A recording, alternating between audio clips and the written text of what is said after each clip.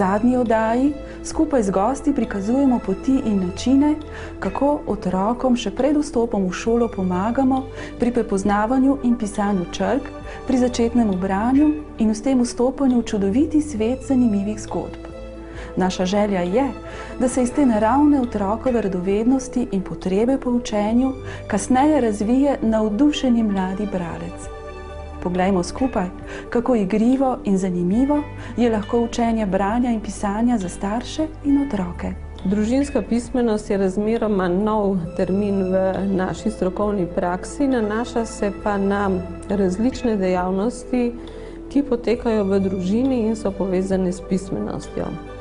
Ena od teh dejavnosti je tudi povezana konkretno s pisanjem, to je spoznavanje črk, spoznavanje tehnike pisanja in branja, ki se pri nas večinoma začne v šoli, to da veliko otrok začne spraševati v domačem okolju ali v vrtcu o tem že pred vstopom v šolo. Dobro je spodbujati ta otrokov interes, ker ga na ta način bolje pripravljamo za učenje branja in pisanja. Ko začne otrok s pisanjem, je seveda pomembno, da ga spodbujamo od samega začetka.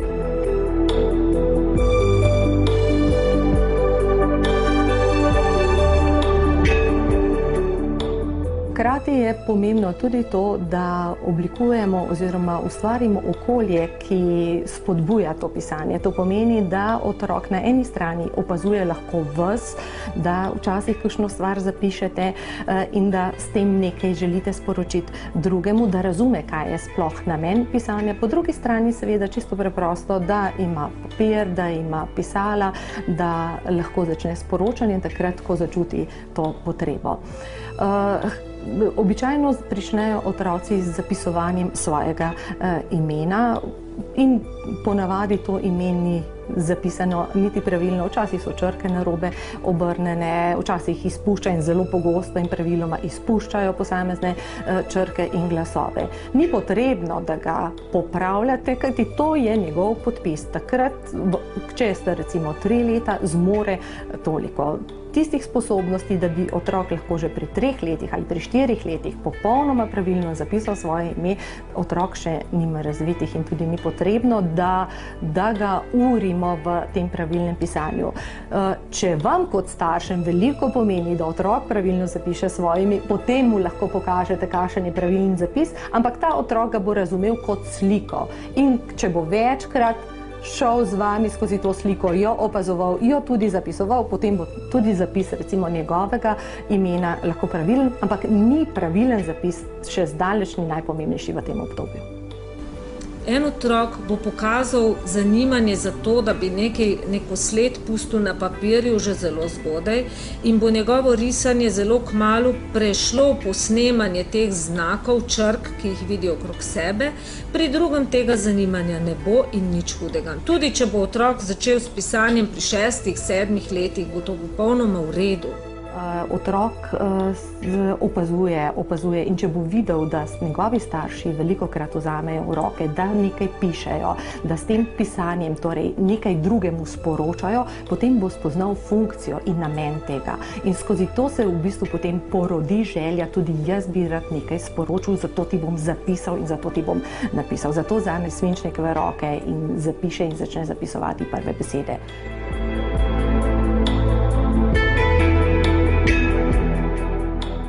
Ko pa začne zapisovati prve besede, je seveda nerealno pričakovati, da bodo te besede zapisane pravilno, niti ni potrebno, niti otrok tega ne zmore.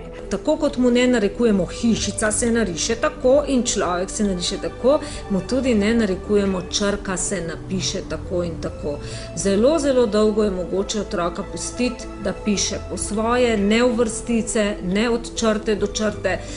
Črko črke, pisavo naj bi srečal igrivo v igri, tako kot vse drugo se bo tudi pisanja lažje naučil v igri, kot pa na nek prisilen način. To, da otrok riše, da piše, pa ni nujno, da piše ravno črke, da ima razvito to fino motoriko, kot pravimo, strokovno, torej to drobno motoriko, da je sposoben napisovati ravne linije, krive, torej poševne linije, krivulje in tako dalje, vse to mu pomaga k lažjemu pisanju. Tisto učenje posameznih črk ni odločilno. Namreč, če ima otrok razvite tiste grafmotorične sposobnosti in če ima razvite še sposobnosti slušnega razločevanja in slušnega razčlenjevanja, kar pomeni, da zna recimo v besedi, ki jo sliši, poiskati prvi glas, zadnji glas, da sliši, iz katerih glasov se je sestavljena beseda in tako naprej, mu veliko bolj pomaga pri samem opismenjevanju v šoli, kot pa samo naučene črke. Torej, starši lahko pomagamo in najbolje pripravljamo svoje otroke na šolo in na opismenjevanje tako, da z njimi razvijamo te sposobnosti, kako preko igre. To se pravi, da na eni strani recimo opazujemo samo črke, to lahko naredimo mimogrede, ko smo na sprehodu, ko smo v trgovinah, opazujemo te črke, te znake, v čem so si podobne, v čem se razlikujejo, da včasih potem v peskovniku mimogrede in sproti narišemo in napišemo kakšno črko, predvsem pa da otroci veliko rišejo in veliko spontano pišejo tako, kot želijo. Staršem priporočam, da če želijo odgovore na vprašanja v zvezi s tem, kako otroke pripravljati na vstop v šolo in na učenje branja in zlasti pisanja, da se lahko obrnejo na vzgojiteljice v vrtcih, učiteljice v nižjih razredih osnovne šole, knjižničarje in druge strokovnjake v predšolskih ustanovah.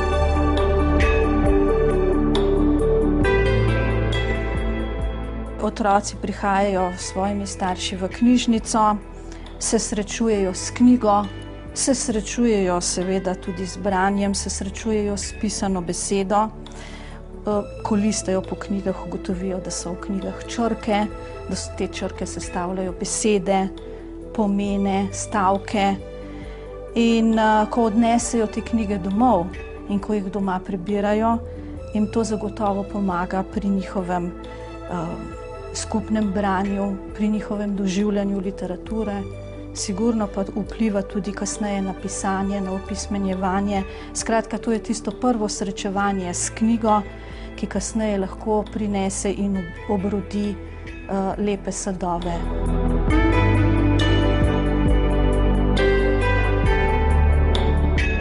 Torej, nekateri starši težje pridejo iz različnih razlogov, težje pridejo v knjižnico in si potem težje izposodijo vso to gradivo in pa doživijo vso to raznoliko ponudbo, ki jo knjižnica nudi svojim obiskovalcem.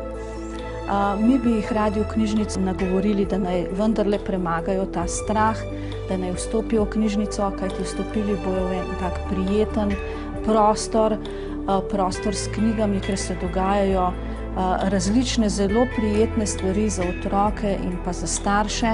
In naša želja je, da bi potem doma v krogu družine to tudi nadaljevali, da bi skupaj brali, da bi skupaj ustvarjali ob knjigi in da bi te občutke, ki so jih prinesli domov iz knjižnice, potem še nadgrajevali tudi doma. Pomembno je, da znajo šolarji čim prej pisati, zato da lahko potem berejo pa več vejo. Najprej sem se pa naučila kakšen to, pa povedati sem znala ABC, da sem brez teja. Najraje pišem veliki pisani L.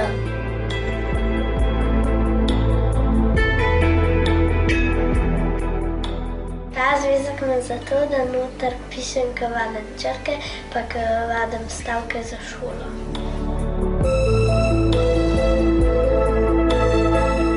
Vsega začetka že od nič naprej pojemo.